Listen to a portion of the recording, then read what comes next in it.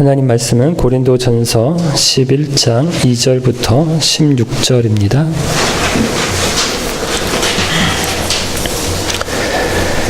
여러분이 모든 일에 나를 기억하고 있고 내가 여러분에게 전하여 준 것을 붙들고 있으므로 여러분을 칭찬합니다.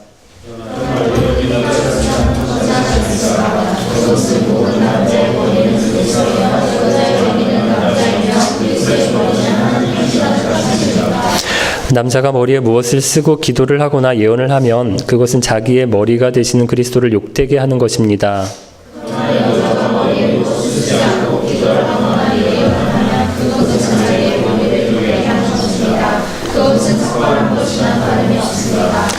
여자가 머리에 무엇을 쓰지 않으려면 머리를 밀어버리십시오. 머리를 밀어내는 것이 여자에게 부끄러운 것이라면 무엇으로든 머리를 가리기 바랍니다.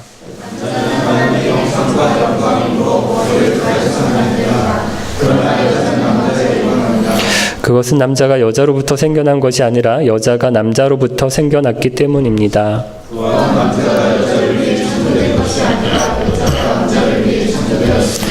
그러므로 천사들 때문에 여자는 권위의 표를 그 머리 위에 지녀야 합니다.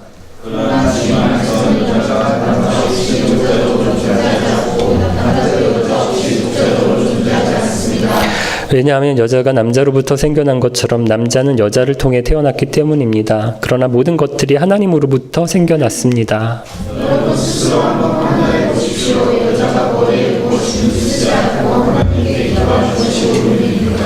자연 그 자체가 여러분에게 교훈하듯이 남자가 머리를 길게 하면 명예롭지 못합니다.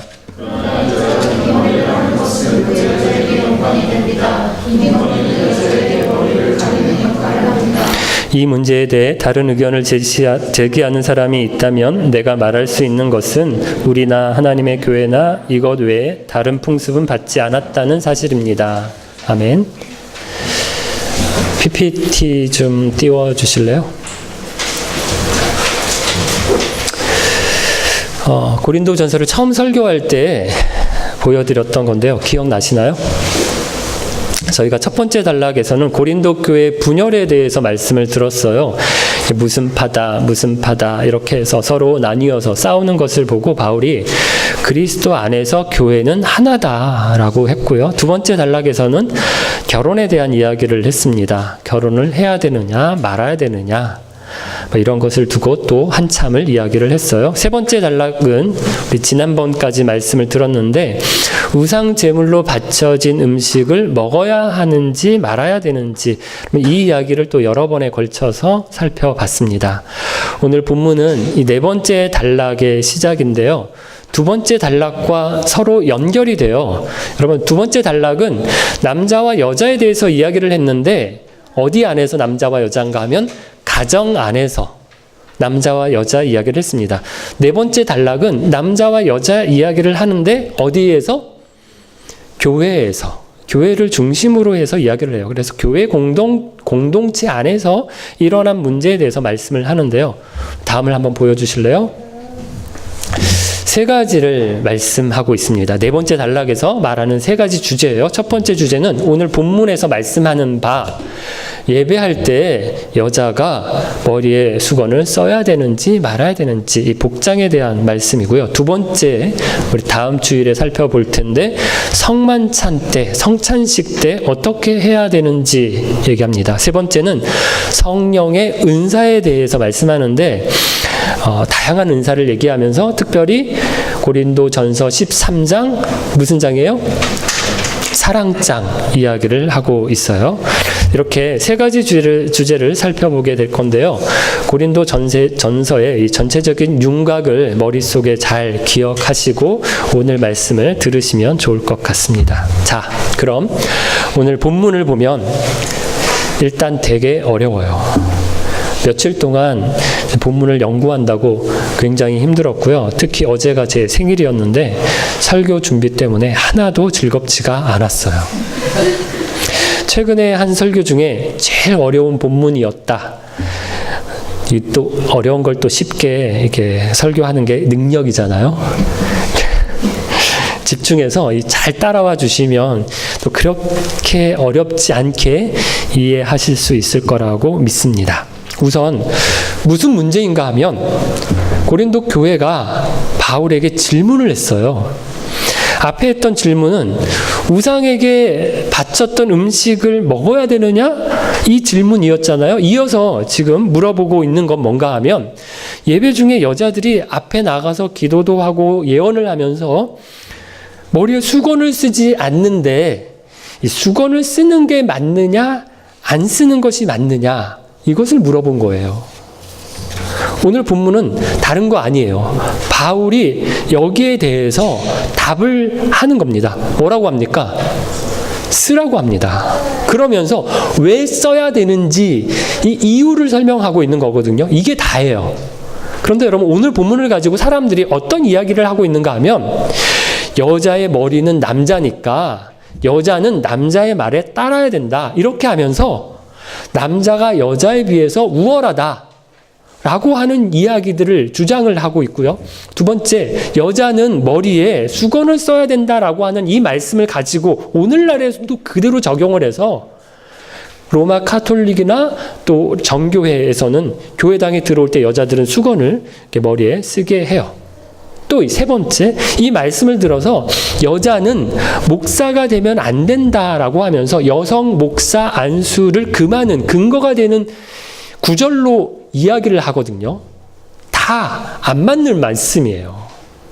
그렇게 여성을 차별하는 얘기를 할 수도 있고 여자가 수건을 써야 된다라고 말할 수도 있고 여자는 목사가 안 된다라고 주장할 수는 있지만 이 본문을 가지고 그런 주장을 하는 것은 잘못된 해석입니다.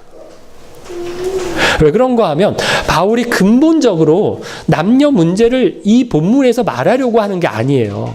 교회 안에서 남자의 역할과 여자의 역할을 말하려고 하는 것이 아니라 그냥 예배 중에 여자가 머리에 수건을 쓰라고 하는 이야기를 하고 있다라는 거예요.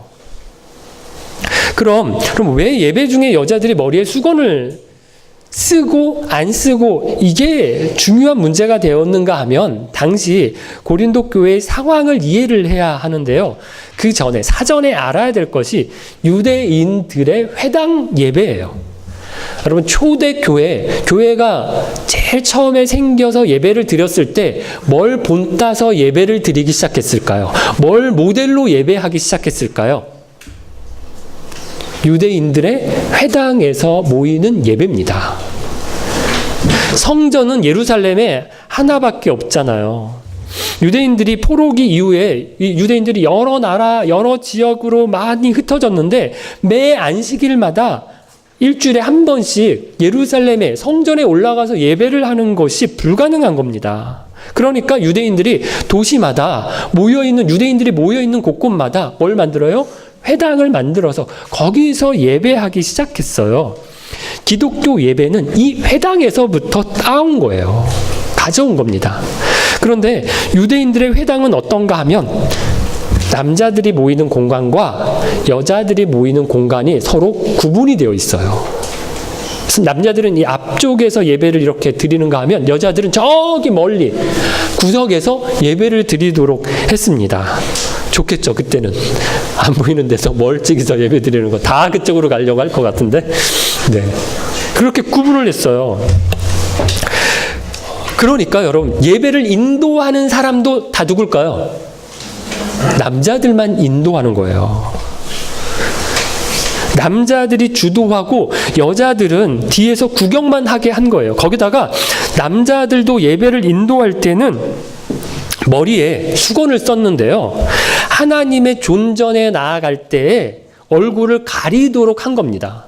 그러니까 이 당시에는 여자만 머리에 수건을 쓴 게 아니라 남자들도 인도하는 사람들이 유대인들은 머리에 이 수건을 쓰고 예배를 인도했다라는 거예요. 그런데 바울은 어떻게 합니까? 회당을 모델로 해서 예배를 드리지만 차이가 세 가지가 있었는데요. 첫 번째, 남녀의 구분을 없애서 다 같이 한 자리에서 한 방에서 예배를 했어요. 그럼 남녀의 구분만 없앤 게 아니라 민족의 구분, 신분의 구분까지 없애요. 그래서 유대인이나 이방인이나 다 하나라고 얘기를 하고요. 주인이나 신분, 주인이나 종들이 함께 앉아서 예배를 드리게 했거든요. 여러분 이건 파격이에요. 남자, 여자, 유대인과 이방인, 주인과 종 구분을 없앤 거예요. 두 번째, 거기다가 예배를 인도하는 남자들에게 수건을 쓰지 않도록 했어요. 그리스도께서 하나님과 우리 사이의 중보자가 되셔서 친밀하게 하셨기 때문에 더 이상 수건을 가릴 필요가 없다라고 한 거고요. 세 번째, 심지어 여자들도 남자들과 한자리에서 예배할 뿐만 아니라 여자들도 앞에 나와서 예배를 인도할 수 있게 했어요. 본문에 보면 여자들도 뭐 했다고요? 기도하고 예언하는 일을 했다라고 하는데요. 여러분, 이 기도했다라는 건 그냥 혼자서 개인 기도를 했다라는 걸 말하는 게 아니에요. 앞에 나와서 대표해서 기도했다라는 거예요. 여기 예언은 무슨 미래 일을 알아맞혔다라고 하는 게 아니라 성경 말씀을 풀어서 설명했다라는 건데요. 오늘로 말하면 뭐예요? 설교입니다. 그러니까 여자들이 초대교회 때부터 뭐 했어요? 대표해서 기도하고 말씀을 설교했다라는 거예요. 그러니까 목사의 역할을 했다라는 겁니다. 그러니까 이 구절을 가지고, 이 본문을 가지고 여성 목사 안수를 금한다라고 하는 얘기를 하는 건 거꾸로예요. 여성들이 처음부터 목사 역할을 한 본문을 가지고 여자는 목사 안수를 받으면 안 된다라고 주장하는 건 틀린 얘기를 하는 거예요. 그러다가 예배를 인도하러 앞에 나가는 여자들 중에서 수건을 쓰지 않는 사람들이 생겼어요. 왜 이런 사람들이 생겼을까요? 아니, 바울이 남녀가 다 동등하다라고 하지 않았느냐. 그런데 왜 남자들은 머리에 수건을 안 쓰는데 여자들만 수건을 써야 되느냐. 이러면서 여자들이 머리에 수건을 안 쓰고 앞에 나와서 기도하고 설교하기 시작한 거예요. 일리가 있잖아요. 그죠? 저는 일리가 있어요. 왜 다 같다고 동등하다라고 하고 여자들도 똑같은 자리에서 예배하고 여자들도 앞에 나와서 기도하고 설교하고 역할을 했는데 남자들은 수건을 벗게 하고 여자들만 수건을 쓰게 하느냐. 그런데 여러분, 당시에 이게 굉장히 큰 문제가 되었어요. 그래서 여자들은 머리에 수건을 써야 된다, 아니다, 안 써야 된다 이러면서 서로 싸운 겁니다. 그럼 왜 이게 문제가 되었는가 하면 당시에 여자들은 집 밖으로 나갈 땐 머리에 수건을 쓰고 가렸어요. 가리고 나갔어요. 머리를 다른 남자에게 보여주는 건 유혹을 하려고 한다라고 할 때 수건을 이렇게 벗고 머리를 보여주고 얼굴을 보여주는 겁니다. 그래서 이 수건을 벗었다라고 하는 건 어떤 사람들, 매춘부들이나 우상신전에서 일하는 여자 사제들 외에는 다 머리를 가렸다는 거예요.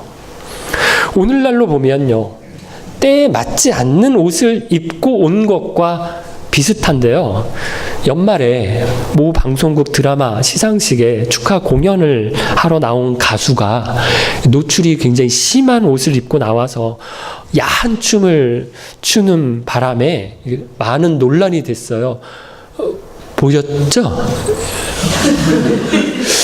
이런 걸 안 보시는구나. 저는 논란이 되자마자 무슨 옷을 입었지? 해서 바로 들어가서 확인을 했는데 네, 관심을 좀 가지세요.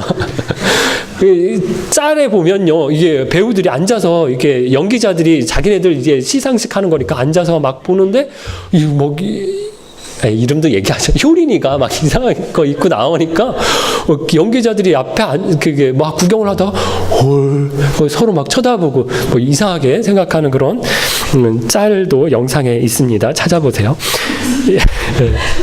여기가 이런 자리가 아닌데 제가 왜 저렇게 하지? 라고 하는 거의 비슷한 그 의상을 입고 나온 화사는 굉장히 그 사람들로부터 와 멋있다라고 하는 칭찬을 받았는데 효린이는 굉장히 이게 그 질타를 받았습니다. 그러니까 걸맞는 자리에 걸맞는 옷을 입어야 되는 건데 걸맞지 않는 자리에 이렇게 옷을 입고 나온 거예요. 당시에 머리에 수건을 쓰지 않고 나온 게 이게 비슷하다 했다라는 거예요. 이 자리가 그런 자리가 아닌데 맞지 않는 복장을 하고 나온 거예요. 그런데 교회에서 여자들이 얼굴과 머리를 다 내놓고 예배에 나오고 예배에 참석하는 것만 아니라 아예 앞에 나와서 기도를 하고 설교를 했어요. 그러니까 이게 교회 안에서도 문제고 교회 밖에 있는 사람들도 그런 사람들을 보고 문제가 됐다라는 겁니다. 교회 공동체 안에서는 어떤 문제가 생겼을까요? 사람들이 예배에 집중하기가 어려운 거예요. 특히 남자들이 더 집중하기가 어려워졌는데요. 왜 그랬는지 아시겠죠? 당시 남자들은 자기 아내나 엄마 아니면 자기 여자 형제들을 제외하고는 웬만해선 여자들의 얼굴을 볼 수가 없던 시대예요. 그런데 교회 예배하러 나왔는데 앞에 여자들이 얼굴과 머리를 다 내놓고 서 있는 거예요. 그러니까 그 여자들 쳐다보느라고, 그 얼굴을 쳐다보느라고 그의 기도와 그의 설교가 안 들리는 거예요. 집중할 수가 없는 거예요. 저는 충분히 이해를 합니다. 다 그쵸. 형제님들 많이 그러시죠. 우리 너무 잘생긴 배우가 나와서 드라마에 나오면 여자들도 이게 집중이 안 되죠. 더 잘 되나? 그래. 남자하고 여자하고 좀 많이 틀린 부분이 있어요. 예. 여러분, 이건 교회를 다니지 않는 사람들에게도 문제가 되었는데, 교회에서는 여자들이 머리에 수건을 안 쓰고 예배를 드린다며, 모인다며 이러면서 교회를 오해한 거예요. 그렇지 않아도 이 새로운 종교에 대해서 사람들이 말이 많은데 이게 또 하나의 스캔들이 되었어요. 복음에 거치는 것이 된 겁니다. 그럼 이렇게 문제가 커지면 바울이 어떻게 대처할 수 있을까요? 가장 쉽고 간단하고 편리한 해결 방법이 있어요. 뭡니까? 아니, 여자들도 남자들하고 같이 예배하게 하고 앞에 나와서 기도하게 하고 설교하게 하니까 이런 문제가 생겼다. 이렇게 하면서 어떻게 해요? 아예 여자들은 앞에 나서서 못하게 할 수 있거든요. 그런데 그렇게 안 해요. 오늘 본문을 보면 그런 말은 전혀 찾아볼 수가 없거든요. 단지 뭐만 얘기합니까? 머리에 수건을 쓰라고만 합니다. 여러분, 바울이 갈라디아서 3장 28절에서 대원칙을 천명했어요. 남자나 여자나 유대인이나 이방인이나 자유자나 종이나 예수 그리스도 안에서 우리가 다 하나다. 이걸 가르쳤어요. 그래서 다 같이 예배하고 앞에 나와서 기도하고 설교하는 것도 다 할 수 있게 했어요. 문제가 생겼다고 이 원칙을 다시 되돌리지는 않는다라는 겁니다. 하지만 그렇다고 또 어떻게 하지도 않아요? 남자와 여자가 다 같은데 왜 여자만 머리에 뭘 쓰게 하느냐? 벗어라. 이러면서 사회와 문화적 차이를 무시하지도 않아요. 남녀의 문제를 차별의 문제로 본 것이 아니라 구별의 문제로 본 거예요. 남자와 여자 누가 더 우월하냐, 우위에 있느냐 이렇게 본 게 아니라 남자와 여자가 서로 다르다라고 본 겁니다. 이제 이런 이해를 가지고 간단하게 본문을 살펴볼 건데요. 바울이 이 이야기를 하려고 두 가지 근거를 들어서 설명을 합니다. 첫 번째는 소위 학자들 사이에서 머리론이라고 불리는 창조와 관련된 내용이고요. 두 번째는 자연스러운, 성경이 아니라 그냥 자연스러운 인간적인 본능을 가지고 이야기를 합니다. 첫 번째, 머리론부터 보면 3절입니다. 이제 본문을 잘 따라와 주십시오. 남자의 머리는 그리스도고 여자의 머리는 남자예요. 그리스도의 머리는 하나님이라고 하거든요. 머리라고 하는 말이 헬라어로 세 가지 의미가 있어요. 하나는 그냥 머리, 목 위에 있는 우리 머리를 의미하고요. 두 번째는 권위, 권세라는 의미예요. 세 번째는 시작, 근원이라는 의미가 있거든요. 첫 번째 의미는 뭐 설명할 것도 없이 그냥 문자적인 의미고요. 두 번째는 머리가 시키고 몸이 하잖아요. 그런 의미예요. 그러니까 머리는 지시하고 몸은 따라야 된다라는 거죠. 세 번째는 어떤 의미? 어디에서 출발한다, 시작되었다라고 하는 의미에서 머리라는 의미가 있다라는 겁니다. 여기서 말하는 3절에서 말하는 의미는 몇 번째 의미일까요? 세 번째 의미라는 거예요. 사람들이 자꾸 이 머리를 몇 번째 의미로 해석을 해요? 그래서 여자의 머리가 남자이기 때문에 남자가 더 우월하다. 여자는 남자가 시키는 대로 해야 된다. 잔소리하지 말고 남자가 시키면 해라. 이렇게 얘기하는 주장이 있습니다. 저는 틀린 해석이라고 봐요. 머리를 시작으로 봐야 하는데 여호와를 경외하는 것이 지혜의 근본이다. 원어에는 지혜의 머리다라고 되어 있습니다. 무슨 의미예요? 여호와를 경외하는 것이 지혜의 시작이라는 거예요. 출발이라는 거예요. 그래서 남자의 시작은 그리스도고 여자의 시작은 뭐다? 남자라는 겁니다. 여러분 왜 그런가 하면 하나님께서 천지를 창조하실 때 남자를 먼저 창조하시고 여자를 창조하셨잖아요. 남자를 창조하실 때 물론 흙으로 빚으시고 생기를 불어넣어서 창조하셨지만 기본적으로 말씀으로 창조하셨어요. 그런데 이 말씀이 뭐예요? 태초에 말씀이 계시니라 말씀은 그리스도라. 그죠? 그래서 하나님이 천지를 창조하셨지만 뭘로 누구와 함께 창조하셨어요? 말씀이신 그리스도와 함께 천지를 창조하셨어요. 그런데 여자는 남자를 만드신 후에 남자의 갈비뼈를 가지고 만드셨잖아요. 그래서 남자의 창조의 시작은 뭐다? 그리스도, 말씀이신 그리스도고 여자의 시작은 뭐다? 남자의 갈비뼈다, 남자다 이렇게 얘기를 하는 거예요. 4절에서 6절 말씀은 이 원리 아래서 이해를 해야 되는데 우선 4절을 보면 남자는 머리에 무엇을 쓰고 기도하거나 예언은 설교예요. 설교를 하면 그것은 자기의 머리가 되시는 그리스도를 욕되게 하는 거예요. 그럼 이것은 앞에서 말씀드렸던 것처럼 그리스도께서 하나님과 우리 사이에 이루어주신 그 구원의 은혜를 무시하는 행위이기 때문에 그리스도를 욕되게 하는 거라는 말이고요. 5절은 여자는 머리에 무엇을 쓰지 않고 기도를 하거나 설교를 하면 그건 자기의 머리를 욕되게 하는 거래요. 여기 자기의 머리는 누굽니까? 남자예요. 남자를 욕되게 하는 거라는 말이에요. 특별히 남편을 말하는 것으로 보이는데 여러분 이건 다 마찬가지예요. 남편이 사람들 앞에서 이상한 행동을 하거나 말을 하면 옆에서 아내가 계속해서 말리거든요. 왜 그래? 막 이렇게 말리잖아요. 아내가 그러면 또 남편이 말리거든요. 왜 그렇습니까? 부끄러운 거예요. 여자가 수건을 쓰지 않고 앞에 나오면 누가 부끄러워요? 남편이 부끄럽다라는 거예요. 6절 이것은 마치 뭐와 같은가 하면 삭발을 하고 사람들 앞에 나오면 부끄럽잖아요. 그럼 우리가 미용실에서 머리를 깎는데 조금만 이상하게 깎아도 앞에 나서는 걸 되게 부끄러워해요. 그래서 막 계속 이상하게 머리를 막 만지고 앞머리 막 이렇게 하잖아요. 수건을 안 쓰고 나설 거면 아예 삭발을 하고 나오라는 거예요. 이것을 어떤 분은요, 책을 읽어보니까 비키니를 입는 것에 비유를 해요. 비슷했다라고 얘기를 해요. 아내가 교회를 오는데 비키니를 입고 왔어요. 비키니를 입고 앞에 나와서 기도를 하고 설교를 하고 해요. 그럼 어떻게 해요? 남편이 엄청 창피할 거잖아요.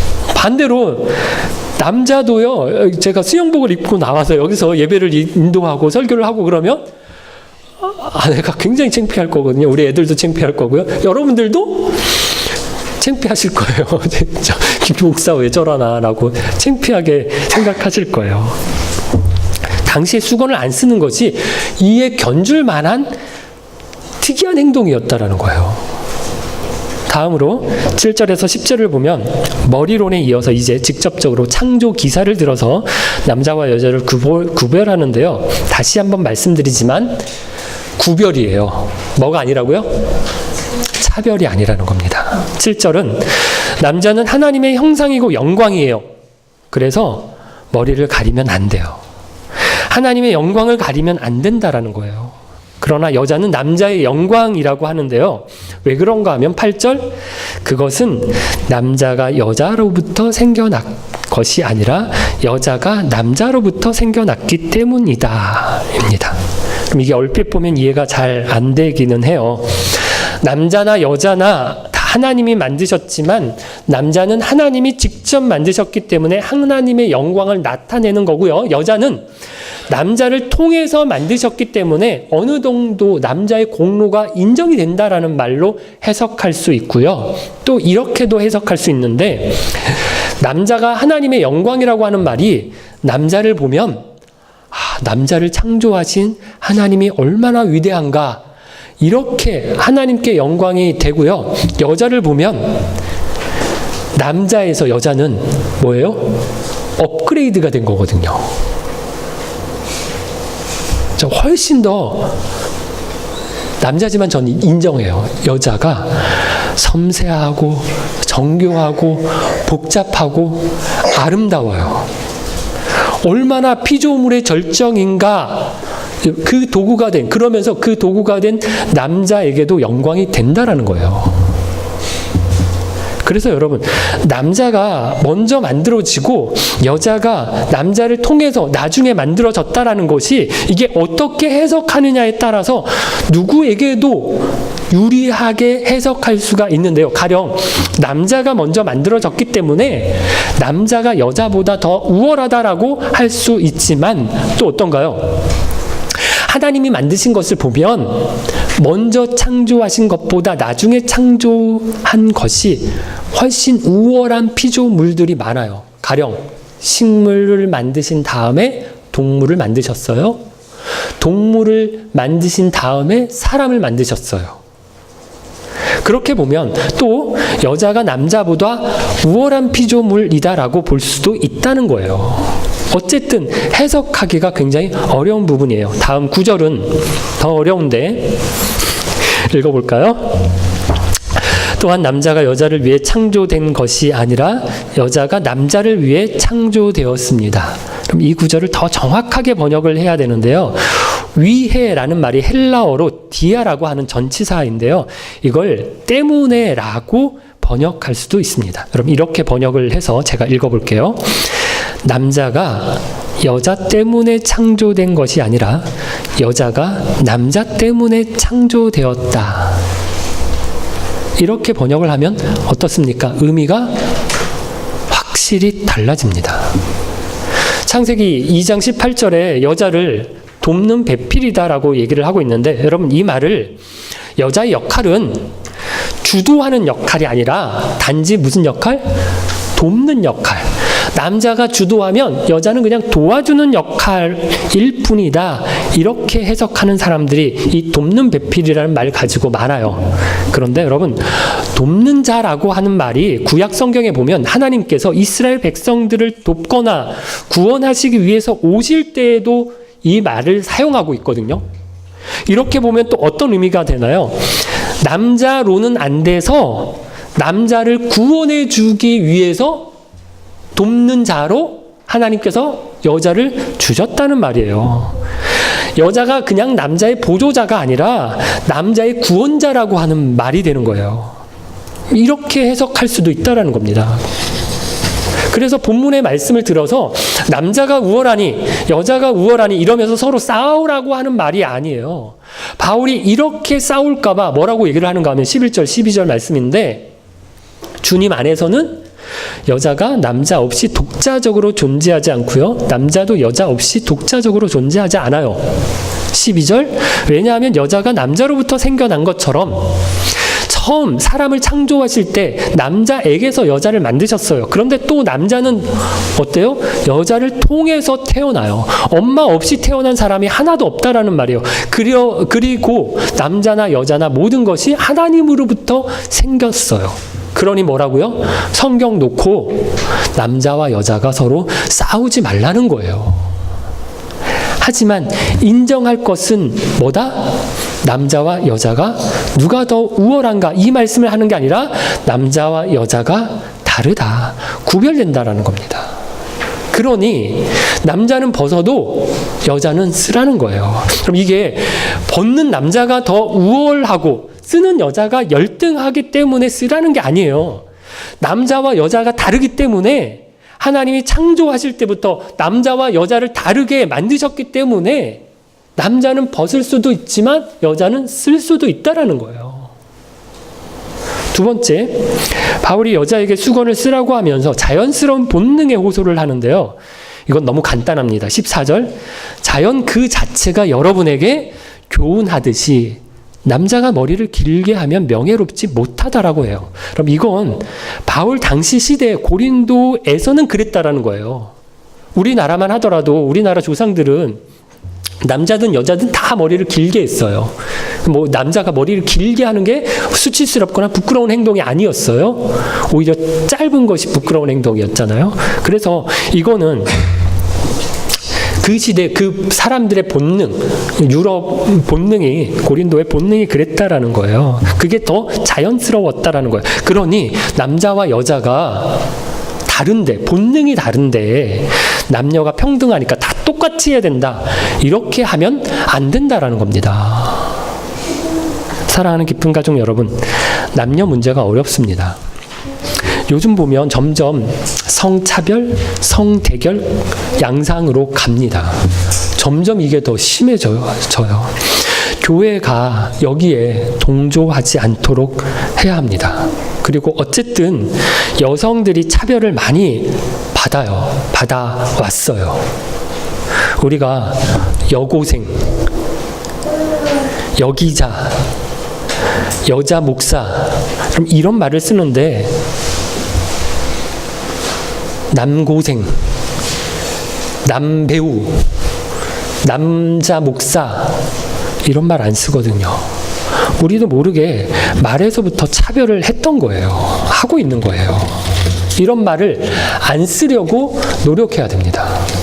특히 교회에서 이런 차별이 제일 심한 데가 교회입니다.